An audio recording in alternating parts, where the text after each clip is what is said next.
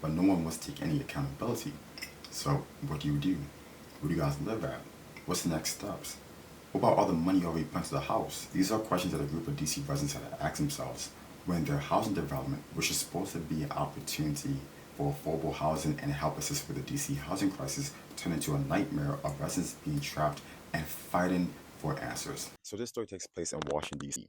Washington, D.C. is known as one of the most expensive cities in the country. They're also known for the housing shortages, rising rents, and families living paycheck to paycheck. DC government offers people housing assistance through different programs. They offer things like vouchers that help subsidize monthly rent. They offer another program that gives people money towards their closing costs and helps them get interest-free loans. They have multiple programs for people to go into to help cushion the cost of housing. So another way that DC helps with the housing crisis is through working with developers. One thing they'll do is that in return for offering them financial incentives or tax relief, the district will require that these developers offer affordable housing.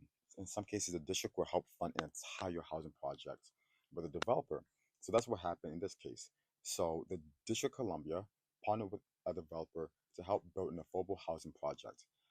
Once this was complete, you had all these new affordable housing developments that were accessible to people who completed DC's home purchase assistance program. So people that completed this program were able to move into these homes. Over the course of a few months, residents started noticing issues with their homes. Cracks in the foundation, started noticing water issues. So an engineer came to do an inspection of the property. Upon inspecting the units and the condos, the inspector released a report stating that the property was at the risk of imminent collapse and that was basically unlivable. The city and the HOA, also the city came to condemn the homes to keep people from living there. This led to residents scrambling to find new housing. Some people had to sleep with relatives. Some people had to find entirely new housing accommodations entirely. Upon condemning the place, residents had to deal with a big headache. They had to find new housing. Some people went to live with some people went to live with relatives. Some people went and found new housing accommodations entirely. But it became a big headache because ultimately there was no discussion about who's going to be covering the cost of this property.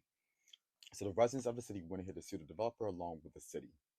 Unfortunately for the residents, the developer went bankrupt, so they had no money to give. In one of the court cases, the judge made a ruling. He stated that DC could be held financially liable for the repairs and damages of this property. After the judge made his ruling, the District of Columbia passed a emergency law stating that they cannot be held financially liable for this property or any other properties they fund, whether it's in the past or in the future.